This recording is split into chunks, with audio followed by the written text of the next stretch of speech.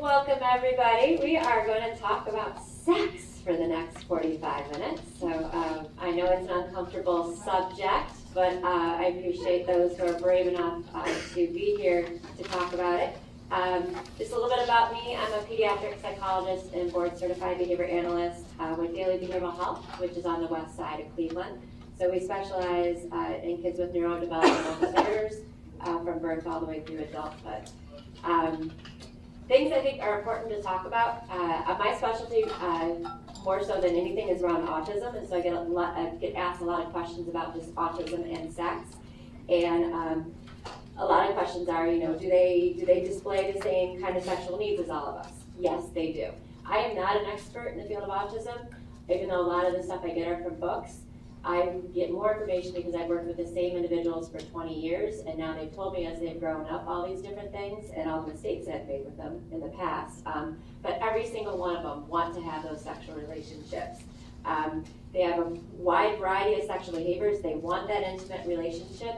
Many times I get asked, are they more asexual or hypersexual than other people? Meaning, we have a lot of individuals, particularly higher functioning individuals, who will identify themselves as being something like non-binary or asexual, meaning they don't feel that they're connected to being male or female or being attracted to males or females. And research will say that they are no more asexual or hypersexual than everybody else. I still see clinically some of our individuals struggle with that a little bit more, and I'll talk about that why in a couple minutes.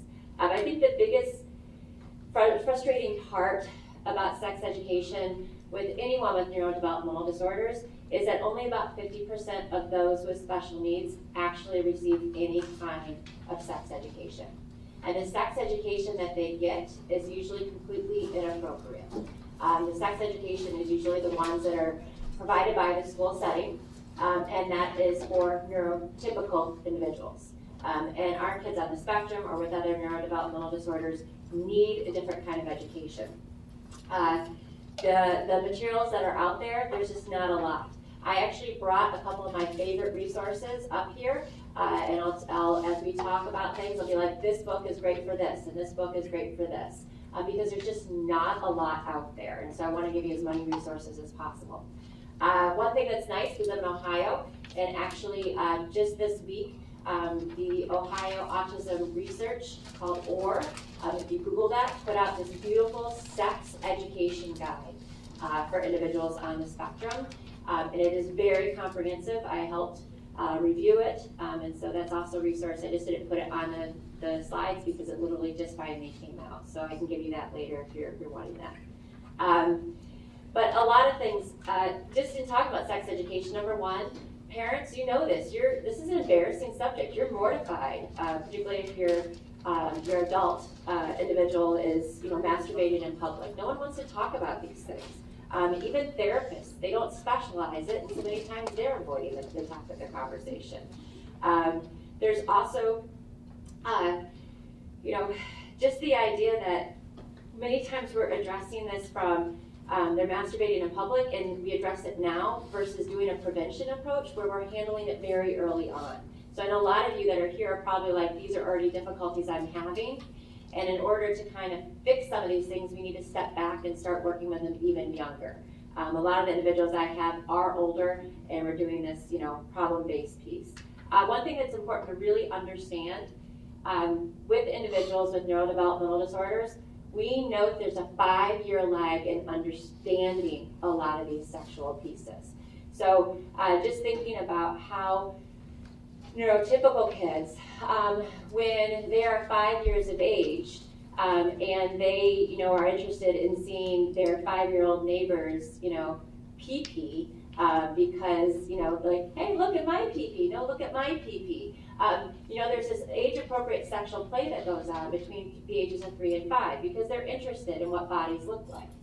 Then we have our individuals who are 10 or 12, that 5-year lag, that's when they become curious about their penis or their vagina. And so who do they go to? The 5-year-old neighbor and say, hey, can I see your penis? Can I see your, and then what happens? the whole community goes crazy. Because did you hear that the 10-year-old down the street just asked the 5-year-old if they could see their penis? And it becomes this big hot topic. And it becomes a problem. In our society, they have to understand many times that that is age appropriate sometimes for our kids that are 10 or 12 because they're just starting to understand, oh, I have a penis, all right? So we see lots of different things when we talk about sex education. My biggest thing is we need to start as early as possible. So we're not trying to do this fix-it approach. We know schools typically do it around 5th grade, and again, that is typically inappropriate for many of our individuals. My favorite book of all times, which is the one book I didn't bring, is Sexuality and Relationship Education for Children and Adolescents with Autism Spectrum Disorders. It's a huge curriculum, like kind of like this size, but it's great for parents and professionals because it has social stories, visual pictures, lots of different things that we're going to talk about over the next 45 minutes already laid out for you. This is the other book that's on there, Intimate Relationships and Sexual Health. I don't like this as much because there's not as much visuals to help you in teaching. Does that make sense? So if you're looking for a good curriculum, the first one is the one I love the most. When I say starting early, we'll talk about that because a lot of times people are like, how early do we start? So I'll talk about that in a minute. But how do we teach when we're trying to work on this? We want to use everyone possible working with that individual. So we want to have the teacher, we want to have the parent, we want to have speech language, whoever's working with it. We all need to be working on the same thing. We want to do it with the parents. We want to use what works. Every individual is going to be different. We want to role model these things. And this sometimes is hard. So if I have an 18-year-old male that we're working on masturbating in public, I need dad to model some of these things, like talk about what's normal, talk about where to do it. And that's embarrassing sometimes for the parents. But that's when I say role model, we need those kinds of models. We have to make it flexible but fun. It needs to be one-on-one. We have to have ground rules. So anytime I talk about this in my office, I'm very clear, hey, we're going to talk about masturbating in a more timely manner in some place, and this is the places we can talk about it. In my office or with mom and dad from 5 to 6 p.m. on Fridays. Outside of that time, we don't talk about it. We also have rules about what we're going to wear when we're talking about these things. Because as a therapist, I tell people don't have them wear the silky sports shorts or the pants, the sport pants, because that actually can sexually stimulate them more. These are like things you don't think about, but they really do. So you have rules when you're talking about these things, particularly out in public.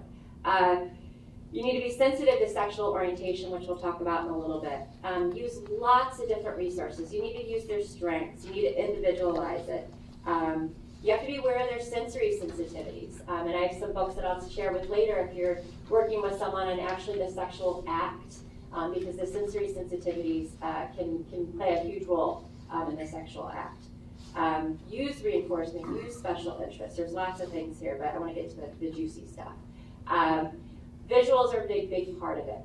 And that was just with all the things that I have, the thing that I'm missing the most, I'll be honest, is I need someone to give me an appropriate video of like a soft child pornography, not child pornography, it's a soft pornography video that we can use with our young adults about how to have sex. Those are things that are missing that our individuals need to actually be able to watch to learn. Does that make sense?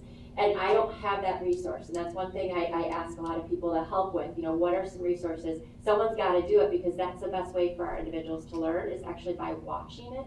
That makes sense, how to actually do the sexual act. And so those are things that are missing. So what do we need to teach? The first thing, if you have young kids, this is why I said it has to happen early on. And it's as simple as when you have like a 2 or 3 year old, what are you teaching them? You're teaching them about their body parts. Point to your nose, point to your eyes, point to your head, right? You're going to do the same thing though with already using age-appropriate language. This is your penis. This is your vagina. These are your nipples. We need to start working on those kinds of education very early on, and you can't use words like pee-pee or kitty cat. We actually had someone who was older who went to the hospital and said, someone touched my kitty cat. And then she got turned away by the hospital. She was actually telling them that someone had sexually molested her. And her mom had taught her that kitty cat was the word for vagina. She didn't know those terms. And that's why we have to do it very, very early on, not be scared of using those kinds of words. Same thing when they're very young, we use words like saliva, any kind of fluid education, saliva, earwax, snot. So that way when we talk about wet dreams and ejaculation and menstruation when they're older, it's not this scary thing about what are these fluid things we're talking about. And so those are things we need to do earlier on, in it, obviously in an age-appropriate way. One thing that I've noticed, my poor husband, 10 years ago I couldn't find pictures of how men and females develop age appropriately, and so he had to draw these for me, which I really appreciate. But what I've found many times is our individuals with neurodevelopmental disorders, if because of that 5-year lag, this is a piece that's missing in the education. If I was to actually say to a 12-year-old with this picture, point to you in this picture, do you know who some actually will point to? The smallest one on there. There's a 5-year lag, so if I'm talking to a 12-year-old, they think their body looks more like an 8-year-old. And so part of the education is letting them know, no, that's not you. This is you in the picture, and circling it. And we're combining that with age-appropriate education about what happens to your body. Many times those are in like a social story format, which I'll talk about in a little bit. So very important to use these kinds of visuals, and we can't be scared of them, all right? So for males and for females. Davida Hartman, the one book that I don't have, she actually did do this in 2014, and she has five of those, so 5 different ages, which is nice, because she's also seen that we need to teach from that progression so they understand how development really works and the pictures to go along with it. When we're doing the education, you have to cover those topics of, this is one I never thought about, adjusting yourself for boys. So when they're young, we teach our kids with special needs, you don't touch your penis in public, right? This is something we've taught them for years. And then what happens when boys turn about 12 years of age, they start to grow hair down there. Their penises start to grow. And what happens is it can be uncomfortable. And then they might even have partial erections. And so what do all males do in public? Adjust themselves, right? So then we have to, it's like the hidden curriculum of sexual education with these individuals. We actually have to do social stories about sometimes when we grow, we have hair in our private part, our penises are growing, and sometimes it can be ticklish or scratchy, or it might even hurt. And if that happens, it's okay to go to the bathroom or even just turn around when no one's looking and do the wiggles, or put your hand over your pants and adjust yourself. We have to teach them those kinds of things. We have to teach them about the wet dreams. We have to teach them about menstruation. I'm glad they're laughing. Hygiene, sexual health, conception, pregnancy, birth, and safety issues. These are all really important things. If you have high-functioning individuals, even though these books are more for autism, any neurodevelopmental disorder, these are good for. These are my 2 favorite for high-functioning individuals. The Growing Up Guide for Girls and the Growing Up book for boys by Davida Hartman. And again, that's the same woman that wrote that big manual that I love, okay? And what these are, when I say high-functioning, all of my high-functioning individuals love this because it's written in kind of like an age-appropriate social story format. And so it's going to show all the difference. This is the boy one. And again, I know we're talking about sex and it can be uncomfortable, but it's going to show all the different kinds of penises, all the different penises look like in a cartoon kind of way. It's going to talk about wet dreams. It's going to talk about hair growth. It's going to talk about shaving, voice changes. All the things that kind of that hidden curriculum. I was going to find the penis page, but if you want to look, you can come up. The girls book does the same thing. How boobs all look different. These are things that we know as neurotypicals that we all look different, but individuals with neurodevelopmental disorders don't understand that. And so we have to teach them. We have to teach them the stereotypes and different things. 2 wonderful books that I absolutely love. Okay. When we talk about dating and sex as part of that education, again, when neurotypicals get sex education at 5th grade, I need you to understand what happens. So between 5th and 7th grade, sex education is get introduced. 50% of our kids may be a part of that. But the ones with neurotypical, they've just learned about boobs and breasts. They then go out onto recess, and there's this social banter that occurs that is completely age appropriate. That's how they learn about these things. So they're like, oh, we just talked about boobs in school. Look, Mary has boobs. Dude, don't check out Julie. Hers are bigger. There's this social banter that occurs. Our kids don't do that. And so then where do they get their education? Usually it's on the internet. All right? And so then it's completely misinformed. And so we have to understand there's all these barriers that are involved. Part of the barriers too is just about dating. How when they do start to like someone, what do they do? And so I created about 11 years ago what I call a touch hierarchy up to the sexual act. I have other books that I give for the actual sexual act. But I have learned so much from my mistakes in doing this. So the first kid I did this with about 11 years ago, I said, okay, you're going to take her to a movie. Let's role play what you're going to do. What's the first step in that touch hierarchy that you can do? And at the time, I just had holding hands because I thought that sounded like the first thing that he should do, right? Well, do you know at that movie theater, he took that girl's hand and put it right on his penis. And I'm like, oh, crap. Okay, holding hands outside of the thigh.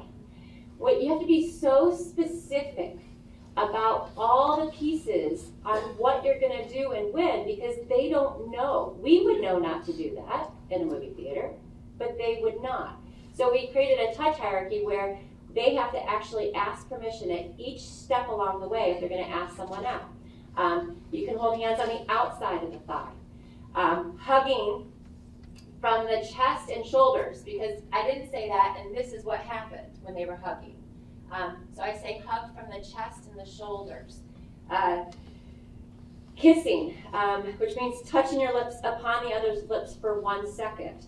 Kissing for 2 or 3 seconds without using your tongue. Kissing, placing your tongue in the other's mouth and touching their tongue with your tongue, sometimes called French kissing. You're literally going through each step. Does that make sense? With this, I usually present a social story about it, okay? And I individualize it to that kid. And so part of that is, I got this from one of my favorite resources, forgetting her name, there we go, Wendy Lawson. Wendy Lawson is an adult on the autism spectrum, and she actually does the entire sexual act in a book and breaks it down one by one. So usually I say, this is the book you want to give for that. But I loved how she said this, because this is how the social story, I got it from the social story. She put on the second paragraph, if I drove her on the date, I should walk her up to the front door. If she does not immediately walk through the door, but is looking at me for longer than 3 seconds, and I wish to kiss her, I should ask her, is it okay to kiss her? If she says no, I should say, okay, thank you for the date. Please let me know if you would like to go on another. If she says yes when I ask, is it okay to kiss you? I should take 1 step toward her and tilt my head to the right and place my lips upon her lips for 1 second and then back away. I need to remember to not try to stick my tongue in her mouth or down her throat on the first kiss, as she may not like this. I wouldn't know to write that because I don't have autism, right? So I'm learning so much from our adults on the spectrum and who have special needs, because this is the language we have to use when we're teaching them these kinds of things. I'm like, thank you, Wendy Lawson, because no, most people don't like having a tongue get stuck down their throat on the first kiss, right? These are things we need to teach. So we do it through social stories and visual pictures.